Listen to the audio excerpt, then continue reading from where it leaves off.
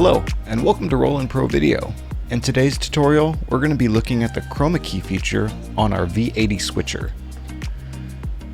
As you can tell in input 4, we have a Chroma Key feature of our zombie friend over here. So our goal is to get him over our V80 switcher on program. Looking at our switcher, we want to tie our video source with the Chroma Key feature to our pip and key 1. So if you press the source button, we're going to go ahead and set that source to input 4.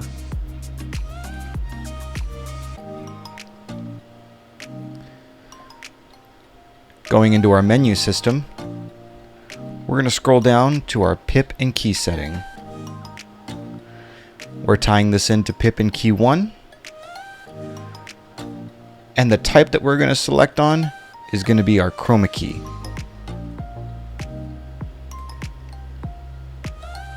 Our source is input 4. And from here we can really fine-tune our key settings. We want to start off by choosing our color, which is green, and then setting our key level and our key gain. The mix level will be the opacity of it. Those are your three main features that you want to adjust. After adjusting our settings, we can go ahead and place our zombie on top of our video source. Thank you for watching, and for more information on our V80 system, please go to our website at proav.roland.com.